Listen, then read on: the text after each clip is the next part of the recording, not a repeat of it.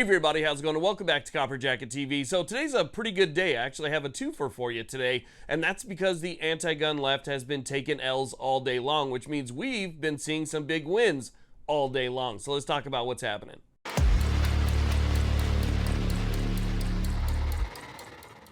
Hey, real quick before we get started, I've got some of the best subscribers on the internet, hands down, some of the most supportive people that you will ever find. So if you are not a subscriber, make sure you join the community by hitting that subscribe button. That little bell notification will let you know when new videos come out, and a thumbs up is always appreciated. And jump down below in the comments. That's a great way to join the conversation. So with that being said, let's get to it.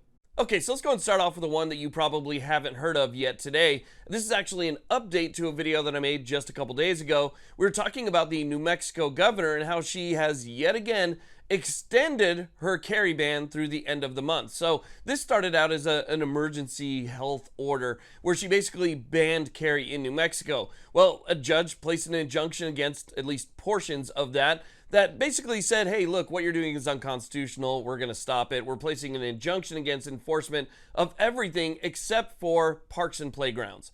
And so she kept that going, even though it showed no signs that it was actually effective or doing anything good whatsoever. She decided that she was going to extend that through the end of the year. Well, guess what? Now another judge has blocked even another portion of what Governor Grisham was doing. So this time the injunction was placed on parks. So as you know, parks and playgrounds, those are the two things that the previous judge allowed to stand.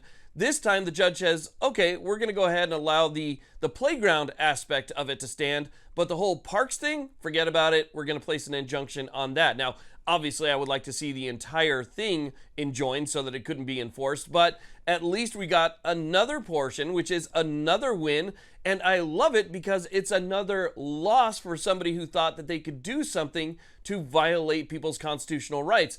This governor thinks that she has enough power, her office gives her enough power that she can actually supersede the Constitution to the United States. And again, what this new loss for her means is, well, somebody told her you can't. You can't violate people's constitutional rights. Not only is it outside of your power, but it's outside of all government officials' power. So again, another great win for us, another loss for Grisham, and that is something to smile about. Now, the next win today comes out of the Senate, where we have the same old cast of people, the same people that you would expect: Bloomberg, Schumer, Booker, all looking for another so-called assault weapons ban, background checks, safe storage laws, and so forth. Now, typically they would go through the standard process. They would debate it on the floor, and then it would go to a vote, and then you'd see where it goes from there. This time they decided to ask for unanimous consent. And what unanimous consent does is it allows them to skip that entire process, basically skip the vote, skip the debates and all that protocol, and allows them to pass something pretty much instantly. The issue with that is that it only takes one person in opposition, so one person who does not give unanimous consent, to completely stop it. And so that's exactly what happened. Schumer pushed it to the floor of the Senate. They asked for unanimous consent. A Republican stood up and said, I do not give unanimous consent, and gave a speech as to why, and had a lot of really good things to say. And then that was it. It was pretty much dead after that. Now, it's not completely gone. They can still debate it. It's just that the unanimous consent portion of that, so they didn't get what they wanted today. They didn't get to skip the process. They can do the process later.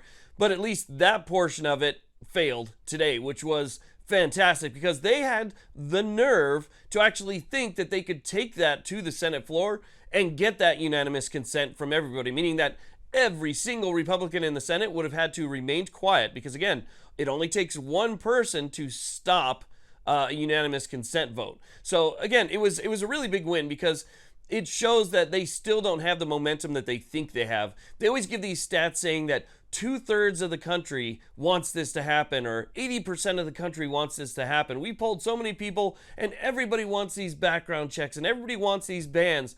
But then when you go, because of people like you and people like me and other people out there that actually call their senators and complain and say, hey, don't vote for this, it doesn't go through. So that just tells you right there that a lot of the polling is just completely made up. Now, if we take a step back and we actually look at the bigger picture, there's actually been quite a few wins over the past couple months. I mean, we've seen injunctions placed against multiple ATF rules, the rulemaking process itself. We've seen bills and bans be overturned across the country. We've had wins at the district court level, wins at the appellate court level, and I think we're going to be seeing wins at the Supreme Court level. And again, a lot of this is thanks to Bruin. So I think we have a lot of good things coming up here, and a lot of the freedoms that were lost pre-Bruin are going to start coming back. And so it's a really exciting time. And, you know, it's not something that's ever going to end. We're always going to have to continue to fight to maintain the rights that we have. That's never going to end. There's always going to be somebody out there who's going to be unhappy that we, you know, want to be free, and they're going to want to do something about it. And so, you know, we're all, as citizens, going to be here to make sure that they don't get their way. But just to step back and sometimes just look at the good wins that have happened lately is enough to put a smile on your face, you know. And we'll take on the next battle tomorrow. We'll take on the next thing that comes down, you know, the line tomorrow. And, you know, we'll keep fighting the good fight that's in the court system right now. But in the meantime, sometimes you just have to step back and enjoy the wins. So I wanted to let you guys know about that. I want to thank you all very much for watching. I really do appreciate it. Please like, subscribe. You guys have a great day.